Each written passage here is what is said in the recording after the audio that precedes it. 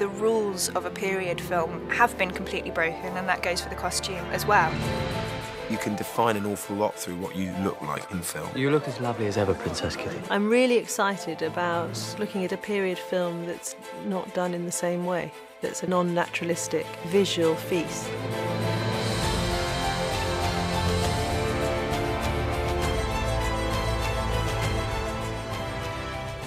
In our very first meeting, Joe said we're going to mix 50s couture with 1870s silhouettes. A lot of 50s couture was looking back to a late 19th century style, and the two meshed together really well.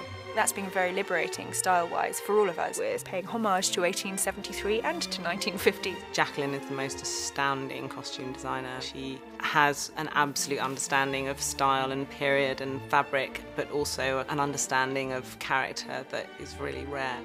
Anna! There's two dresses that have got really 50s bodices. The dress that she wears at the tea room and in the Grand Hotel, and the dress that she wears at the races. It's got an asymmetric fastening like this with buttons and a swoop of taffeta around the neck, and then the same 1870s skirt shape. And they differ from the 50s in the sense that they've got a long kind of tail which folds into the bustle so that it accentuates the 1870s shape. It's a real sliding scale, with Anna being the most 50s, and then it slides away to becoming more and more period, with the exception of Betsy, who is not at all period.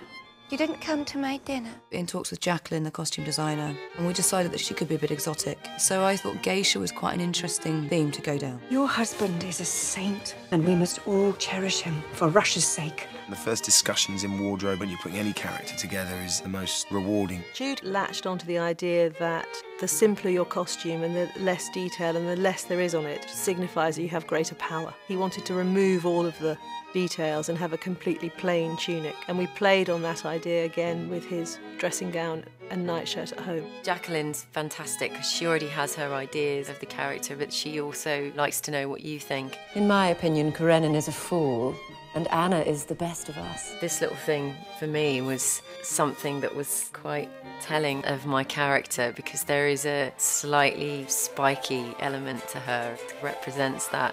My dear, I'm a sales catalogue. Costume design has been an eye-opening experience for me with Jacqueline.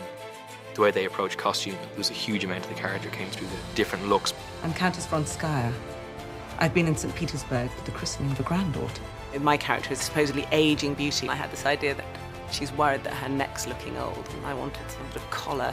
And then Jacqueline, she gave me this fantastic creation. Count Vronsky. Yes? These are rich, good-looking cavalry officers. Nothing better to do than make love to pretty women. We gathered together all the images of Russian uniforms that were correct for the date. Joe was very specific about whites. We had to find pure whites rather than creams. Dance with me. Having me in this black costume and Aaron in this white one, entwining hands and everything, it suddenly became this yin and yang thing, which is what makes it so interesting. The more and more stylised it became, the more I thought that the 50s styling fit in.